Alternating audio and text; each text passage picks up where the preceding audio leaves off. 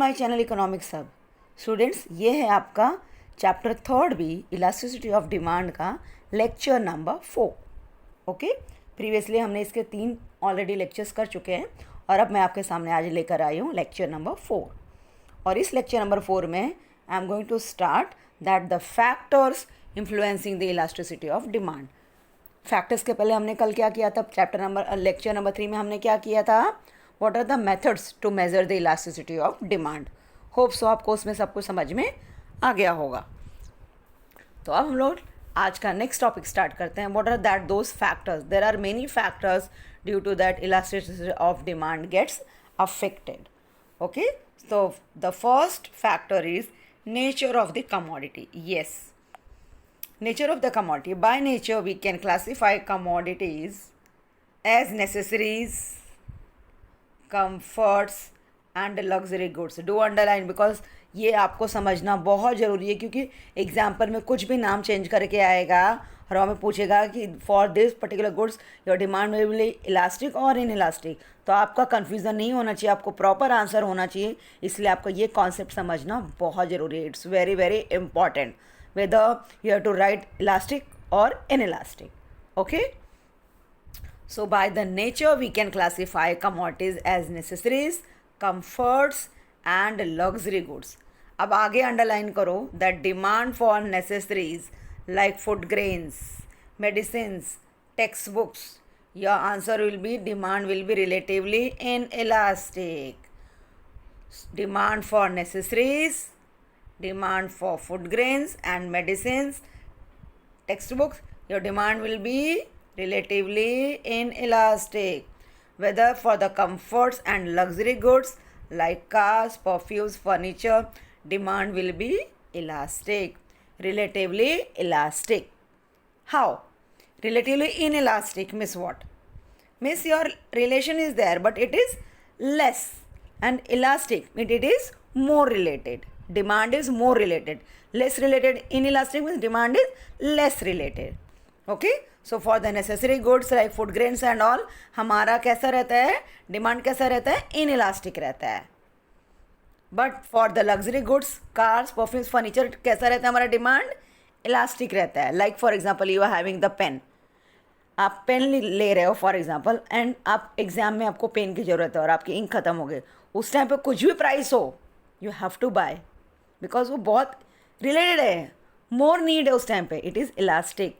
But ख़त्म हो गया तो आप बाद में ले सकते हो ना, इन इलास्टिक। नेसेसरी गुड्स है but inelastic, later on you can take. Inelastic means that time it not much related. Okay, so ये आपको लर्न करना है that demand for necessities, comforts and luxury goods, it will be inelastic.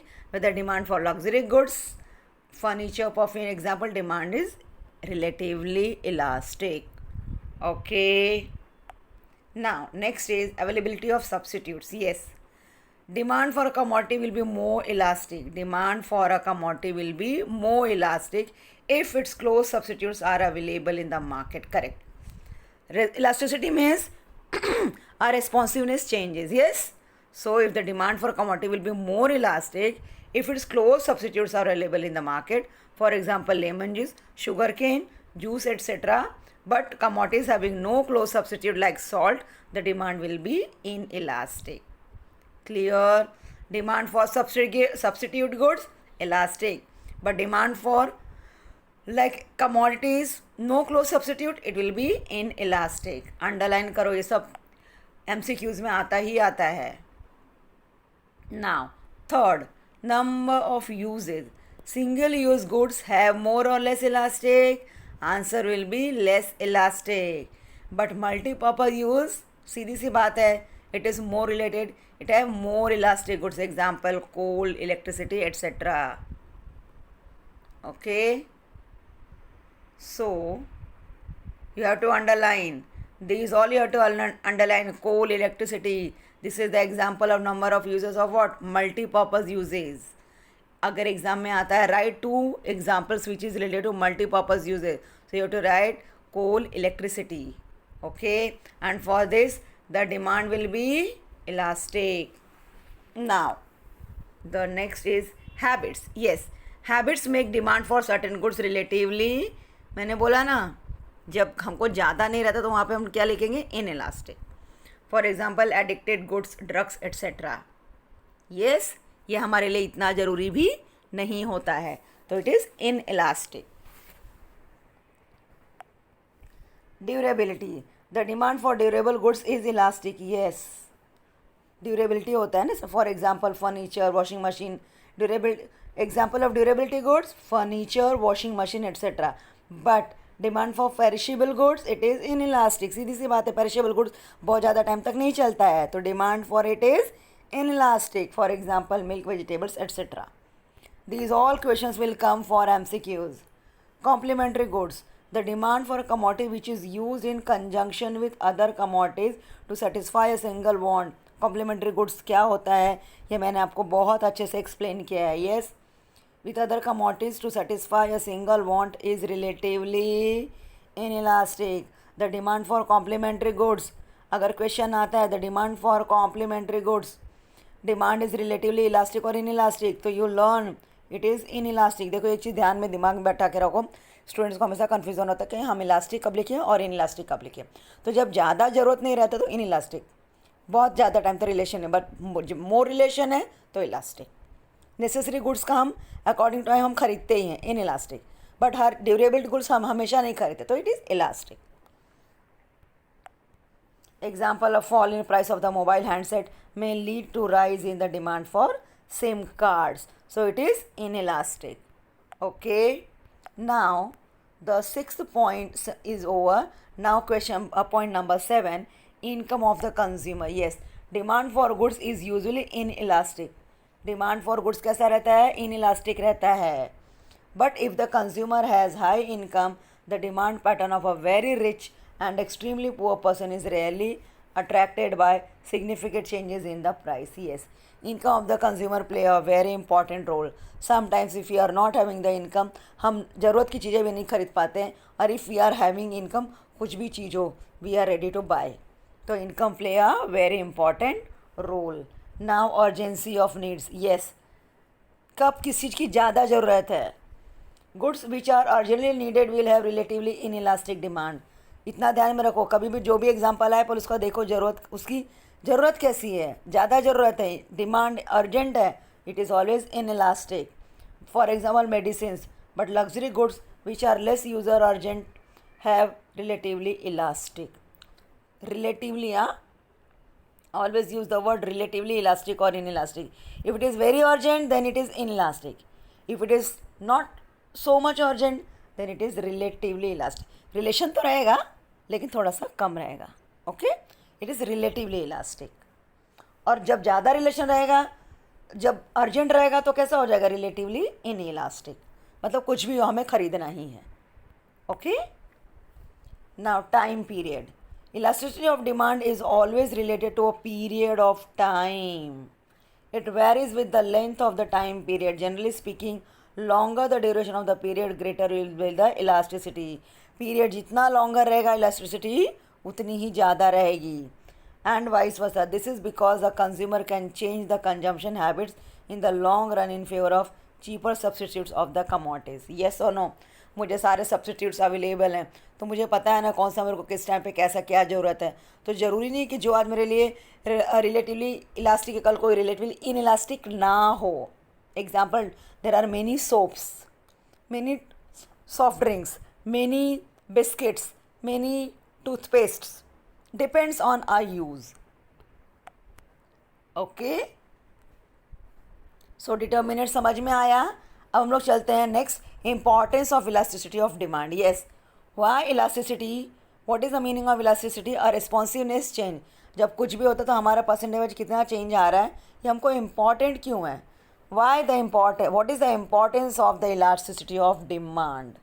So the concept of elasticity of demand is of great importance to the producers, farmers, workers and the government. It is important to everyone. So Lord Keynes considered this concept to be the most important contribution of Alfred Marshall. Significance of the concept becomes clear from the following application. So first is, it is, ये हम सब के लिए important क्यों है, consumer के लिए, producer के लिए, गवर्नमेंट के लिए. Why elasticity of demand is important? सो जब आप ये पॉइंट्स को एक्सप्लेन करूँगी, समझोगे, तो आपको समझ में आ जाएगी why it is important. So it is first one is importance to a producer. Every producer has to decide the price of his product at which he has to sell it. For this purpose, elasticity of demand becomes important. If the demand for a particular for the product is relatively inelastic, he will fix up a higher price and vice versa. The concept of elasticity of demand is also useful to a monopolist to practice the price discrimination. Yes, producer के लिए किस sense में important है? तो producer के लिए यही sense में इम्पॉर्टेंट है कि जब प्रोड्यूसर को मालूम है कि पर्टिकुलर गुड्स का प्राइस ज़्यादा हो चाहे कम हो, ज़्यादा रहेगा तो भी पब्लिक को ख़रीदना ही है, तो उसका एडवांटेज लेता है, फ़ायदा उठाता है. वो क्या करता है? पर्टिकुलर उस प्रोडक्ट का प्राइस ज़्यादा कर देता है. यस, तो ये सारी चीज़ें प्रोड्यूसर को मालूम है. अभी प्रोड्यूसर को मालूम है कि मैं कपड़े का रेट विदाउट फेस्टिवल सीजन में महंगा करूँगा तो कोई खरीदेगा, कोई नहीं खरीदेगा. बट अगर फेस्टिवल सीजन आ रहा है और मैं उस टाइम पे अगर मैं रेट बढ़ा रहा हूँ तो भी पब्लिक खरीदेगी ही खरीदेगी. तो उस टाइम पे वो क्या करता है? फेस्टिव सीजन में प्राइस बढ़ा देता है.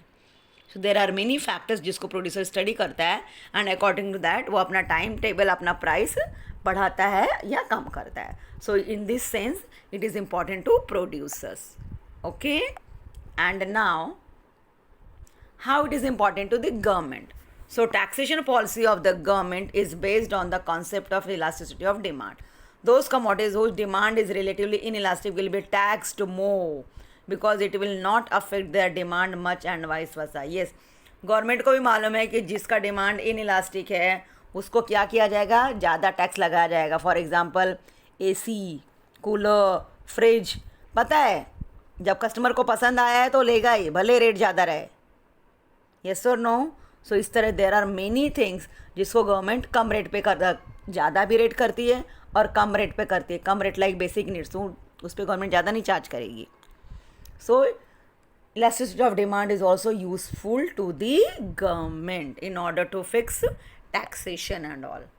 Now it is important for factor pricing. There are many factors, you know what are that other factors. The concept of elasticity of demand is useful in the determination of the factor prices. The factor of production for which demand is relatively inelastic can command a higher price as compared to those having elastic demand. Example, workers can ask for higher wages if the demand for the product produced by them is relatively inelastic. सीधी सी बात है.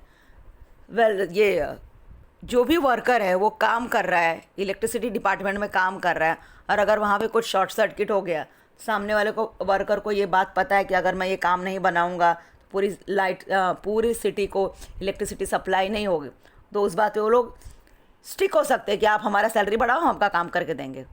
और जो सामने वाला है उसको पता है कि काम नहीं करूँगा, अगर इनका सैलरी मैं नहीं बढ़ा के दूंगा तो ये काम नहीं करेंगे, तो पूरा सिस्टम क्या हो जाएगा? डिस्टर्ब हो जाएगा. तो ऐसे में जो मेन ओनर है वो क्या करता है? Okay I am agree. It's just a example. In the sense necessity का फ़ायदा कोई भी उठाता है, पता है कि सामने वालों को इमरजेंसी है तो वो एक्सेप्ट करता ही है. So in all that cases your demand is relatively in elastic.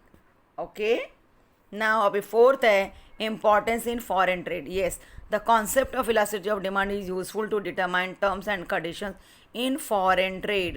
The countries exporting commodities for which demand is relatively inelastic can raise their prices. For example, Organization of Petroleum Exporting Countries OPEC have learned this short form OPEC, Organization of Petroleum Exporting Countries, have increased the price of oil several times. The concept is also useful in formulating export and import policy of the country. Yes, foreign trade.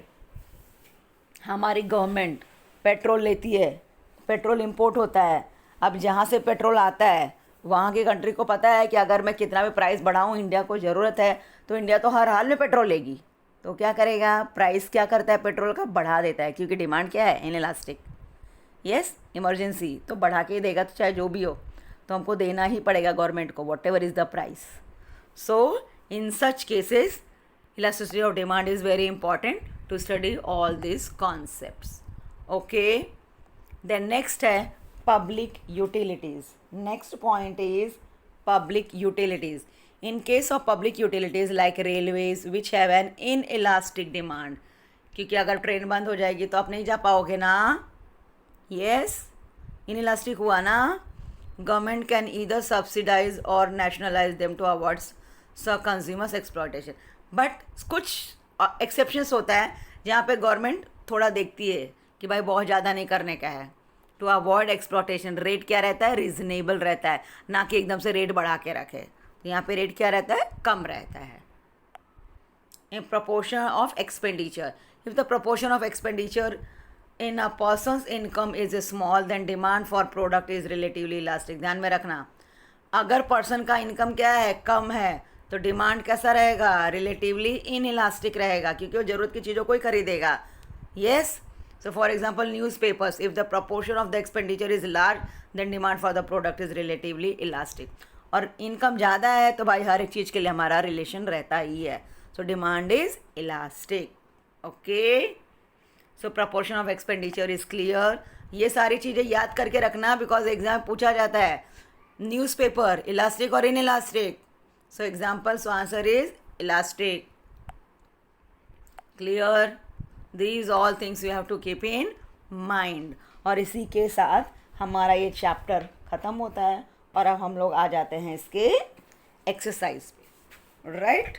तो चलो, पहला question है आपका, price elasticity. करना क्या आपको, choose the following statements. So price elasticity of demand on a linear demand curve. ध्यान से, मैंने लेक्चर नंबर 3 में कराया है linear demand curve at the x axis.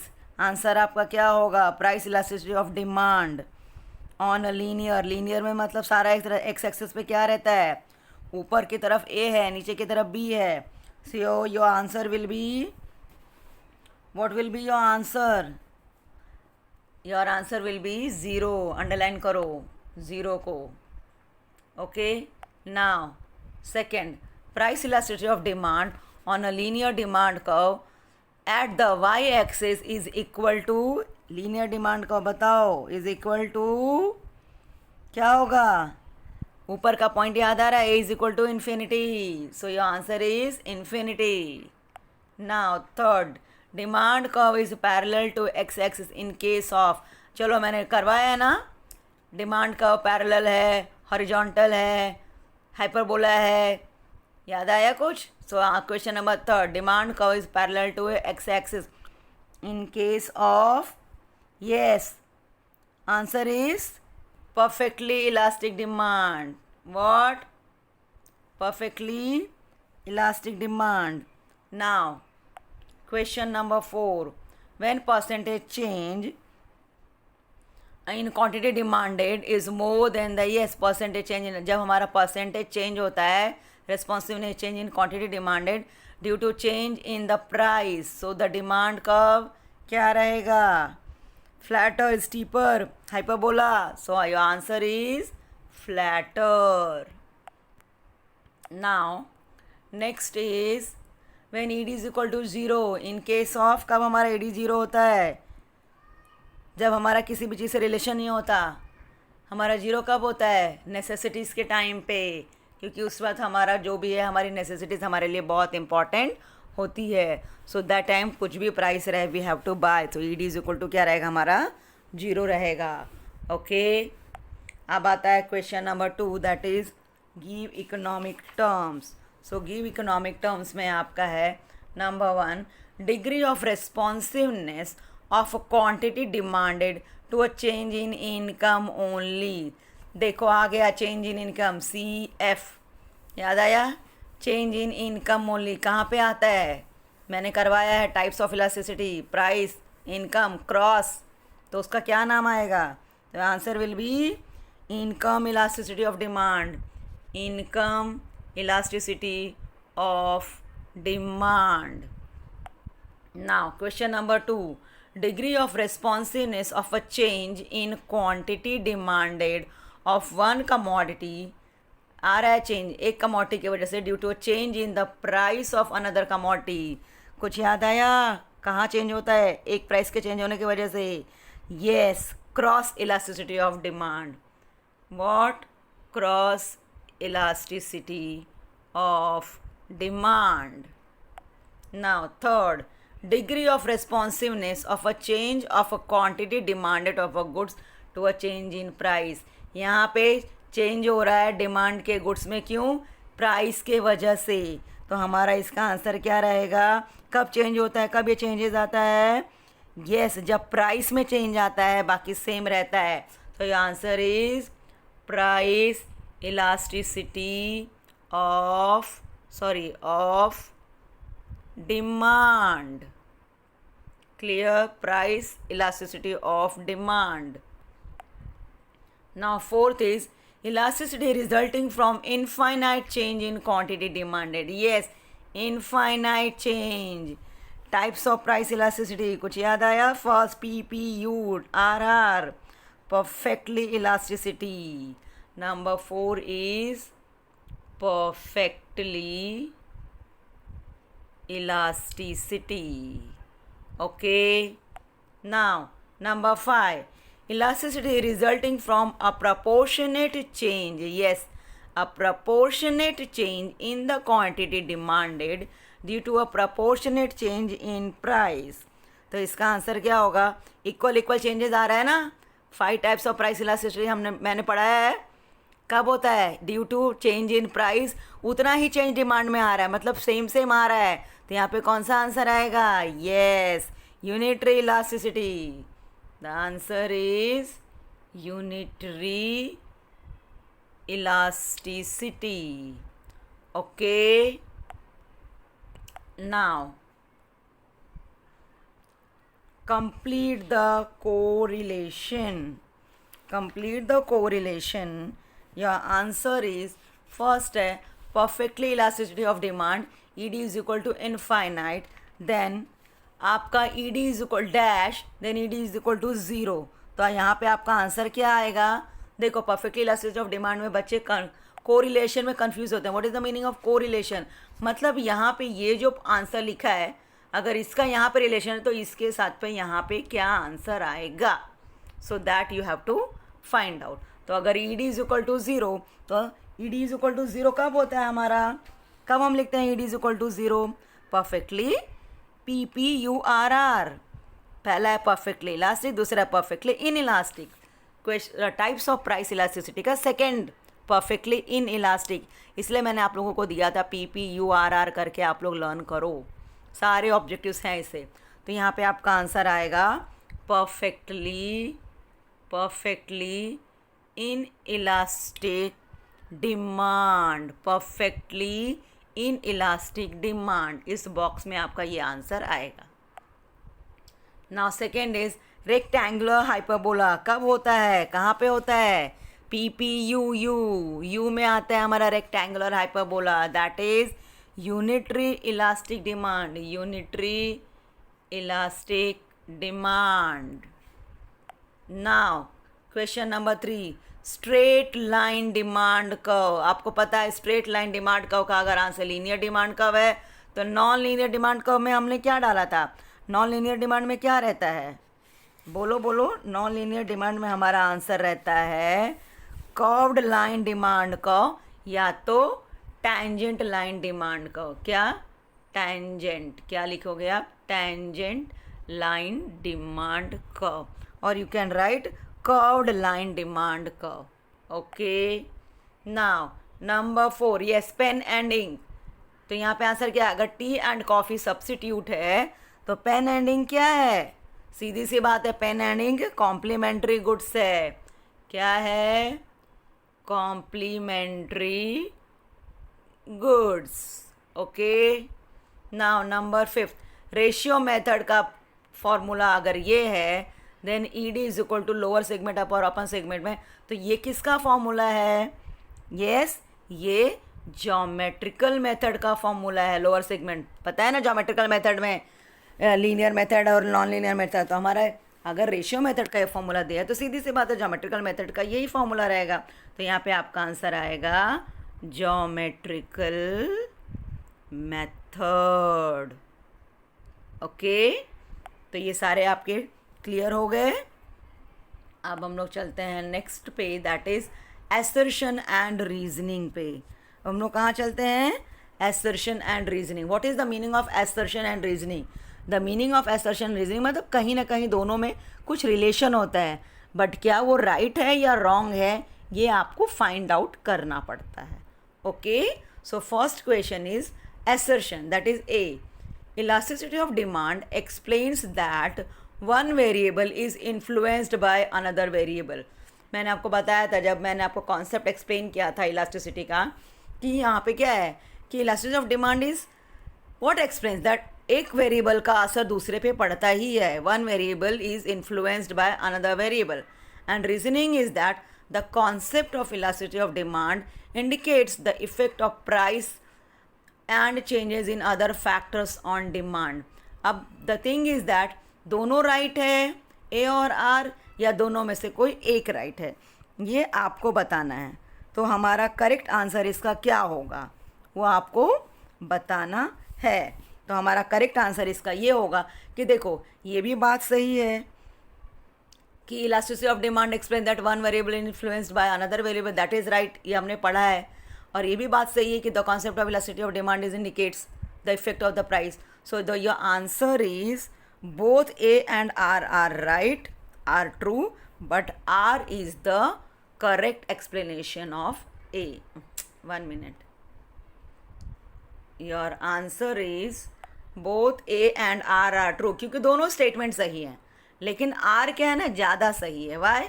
Because price का इफेक्ट गिरता ही है ना, changes in other factors on demand. So due to that your answer is both A and R are true and R is the correct explanation of A. Clear? अब आता है question number 2.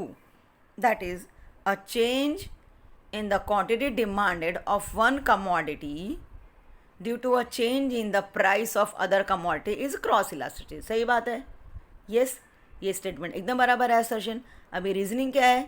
Changes in the consumer's income leads to a change in the quantity demanded. This is also एक तरह से right sentence है क्योंकि हमने ये आंसर किया है. सो हमारा आंसर क्या होगा इसमें? स्टेटमेंट तो दोनों राइट है, ठीक है, बट एग्जैक्ट ज़्यादा राइट क्या है? तो ज़्यादा राइट इसमें ये है कि both A and R are true, but R is exactly not the correct explanation of A. What is your answer? Your answer is both A and R are true and R is not the correct explanation of A. Okay. Third, degree of price elasticity is less than 1. ध्यान में करो, less than 1 in case of relatively inelastic demand, and R is change in demand is less than change in price. Demand में changes कम आ रहा है और क्यों? Changes less than price. तो इसमें राइट क्या रहेगा और रॉन्ग क्या रहेगा? तो बाबा इसमें रॉन्ग तो कुछ भी नहीं, both statement right. But so यहाँ पे आपका आंसर आएगा both A and R are true and R is the correct explanation of what? A. Both A and R are true and R is the correct explanation of A, क्योंकि दोनों ही right है. अभी आता है आपका this one. Okay, clear?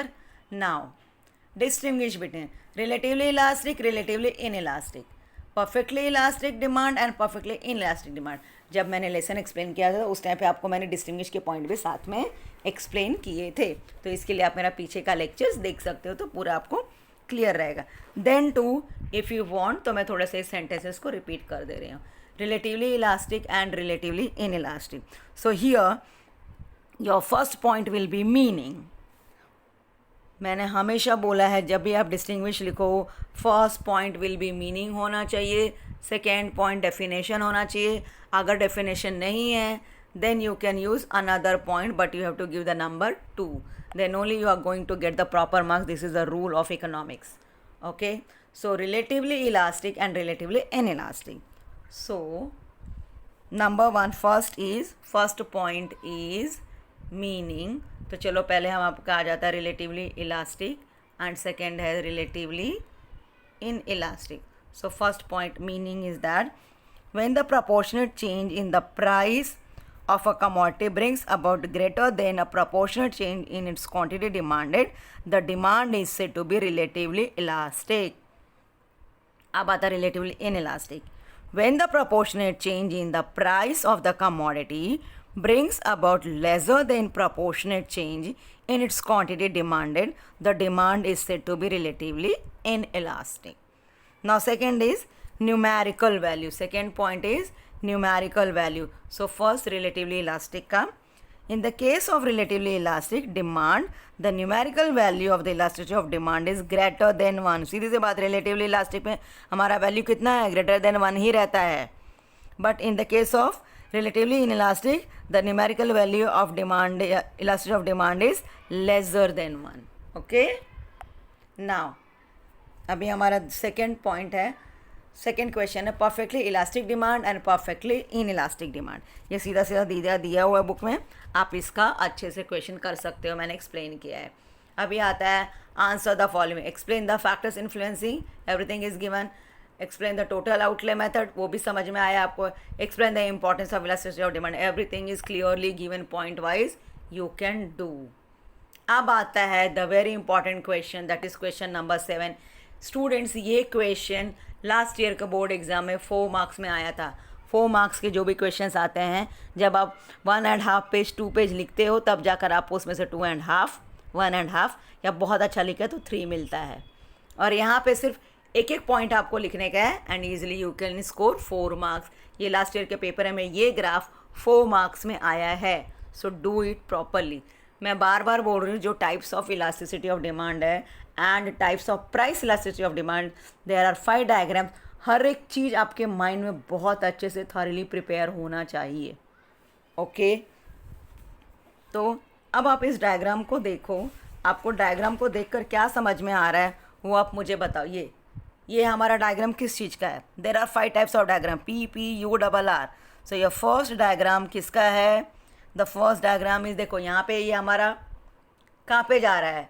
Parallel to Y axis जा रहा है. मतलब ये किसका है? PPURR में किसका है? Yes, it is the PP, perfectly in elastic demand का है. पहला डायग्राम हमारा किसका है? परफेक्टली इन इलास्टिक डिमांड का है. ओके, दूसरा डायग्राम हमारा पैरेलल टू, और ये एक्स एक्सिस या Y axis, so it is parallel to X axis. तो हमारे पहले डायग्राम में ही है ना, parallel to X axis demand को. तो हमारे ये क्या है? Perfectly elastic. Your answer is perfectly elastic. Now third में ये कैसा आ रहा है? यूनिटरी वाला डिमांड कर्व. यूनिटरी है या क्या है? चलो बताओ. हाइपरबोला है ना demand curve. So PPU. So third is unitary elastic. Third number C is unitary elastic. Okay, now number 4, flatter है या steeper? So your answer is the demand curve is flatter. So कौन सा हुआ? PPUR में कौन सा? RE या RI? So your answer is RE, relatively elastic. Relatively elastic. Okay, बस इतना ही आपको आइडिया दिख, सिर्फ इतना ग्राफ को देखकर आपको पहचानना है कौन सा क्या है, लिखना है एंड आपका आंसर करेक्ट है. आपको फटाफट इसमें मार्क्स भी डिडक्ट नहीं होगा. इजीली 1 मार्क्स आपको 4 मार्क्स मिल गया. गेटिंग? अब आता है next question, that is in the following diagram AE the linear demand curve of a commodity. On the basis of the given diagram, state whether the following statements are true or false and give reasons to your answers. ये student, तो ये आपको थोड़ा सा learn करना पड़ेगा. Okay, clear you all, give reasons for your answers. So तो अब या जब आप ये डायग्राम की स्टडी कर रहे हो तो आप अपने सामने टेक्स्ट बुक का लीनियर डिमांड कर्व ओपन रखो. लीनियर डिमांड कर्व आप ओपन रखोगे, देखो आपका ये टेक्स्ट बुक का आपका ये लीनियर डिमांड कर्व, अगर मैं छोटा सा अगर मैं करूँगी तो ये आपका ऐसे ही है.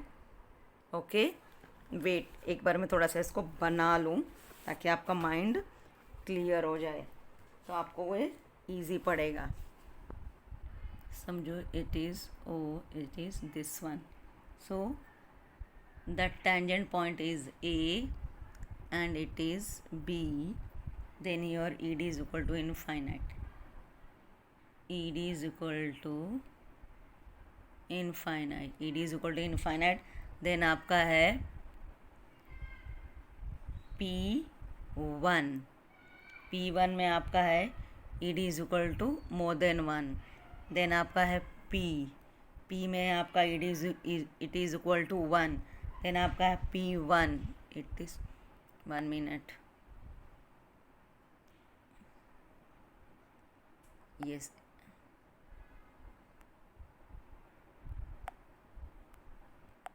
it is your P2, it is your P2, it is P and it is P1. यहाँ पे आपका ED is equal to less than 1, उसके बाद आपका है ED is equal to last point that is B पे है आपका ED is equal to 0, ED is equal to 0. तो अब ये रफ डायग्राम आपके सामने है लीनियर डिमांड कर्व का, तो इससे आपको इसका आंसर देने में बहुत ही ईजी हो जाएगा. अब यहाँ पे प्राइस है और यहाँ पे क्वांटिटी डिमांड है. So your first question is that demand, ये ABCDE आपको यहाँ पे P2, P और P1 से कंसिडर करना है, क्योंकि लीनियर डिमांड कर्व में यहाँ पे ये दिया है, ये B दिया है और बाकी का ये इन्फाइनाइट और P1, P2, P और P1 दिया हुआ है, बट इसके नाम यहाँ पे चेंज है. तो जब आपका ये डिसाइड हो जाएगा कि मुझे क्या नाम माइंड में करना है, तो आप इसको ईजिली आंसर दे सकते हो. ओके, ठीक है. तो चलो अभी हमारा पहला क्वेश्चन है, ओफो शिट, जाने दो, ठीक है चलो. Now so our first question is demand at point C is relatively elastic demand. C पे हमारा क्या आंसर है, हमारा C पे आंसर है, C हमारा कहाँ है, ये हमारा C है, मतलब P बीच में है और फिर नीचे है, तो नीचे वाला हमारा P क्या है, C1, करेक्ट. तो हमारा आंसर क्या है, इलास्टिसिटी ऑफ डिमांड इज क्या है, less than 1. So answer is, first answer is false, first answer is false. अब सेकेंड है, demand at point B is unitary elastic demand. अब B पे हमारा क्या है, B पे हमारा देखो, ये हमारा B है ना, B पे हमारा P2 है, मतलब यहाँ पे इलास्टिसिटी ऑफ डिमांड क्या है, मोर देन 1 है, मतलब ये आंसर भी हमारा क्या है, फॉल्स है. ओके. अब next question, demand at point D is perfectly elastic demand. D मतलब हमारा यहाँ, मतलब बीच वाला P, तो यहाँ पे हमारा क्या है, यूनिटरी इलास्टिक है, मतलब हमारा ये आंसर भी फॉल्स है. अब आता है question number 4, demand at point A is perfectly elastic demand. Yes, perfectly elastic demand A, यानी कि हमारा यहाँ पे क्या है, आंसर इनफाइनाइट है. यस, तो हमारा ये आंसर जो होगा वो हमारा क्या होगा, यस, हमारा ये आंसर ट्रू होगा. ठीक है. और इसका एक्सप्लेनेशन आपको अच्छी तरह से पता है कि P2 का मतलब क्या होता है, राइज इन प्राइस. P मतलब ओरिजिनल प्राइस, P1 मतलब लेस प्राइस. जब प्राइस लेस होता है तो सीधी सी बात है, हमारे प्रोपोर्शनल चेंज डिमांड में ज़्यादा आता है, that is increase in demand, expansion of demand. लेकिन जब प्राइस ज़्यादा हो जाता है तो हमारा डिमांड क्या हो जाता है, कम हो जाता है, कॉन्ट्रैक्शन ऑफ डिमांड हो जाता है. So this all you can explain. So आपका आंसर हो गया. तो इस तरह से आपकी एक्सरसाइज भी पूरी तरह से ख़त्म हो गई, और इसी के साथ हमारा ये third chapter that is elasticity of demand भी ख़त्म होता है. तो स्टूडेंट्स, अगर आपको ये मेरा चैनल पसंद आया तो आप इसे सब्सक्राइब करें, मेरे वीडियो को लाइक करें, चैनल को सब्सक्राइब करें. मिलती हूँ अगले चैप्टर के साथ में. Okay, bye bye.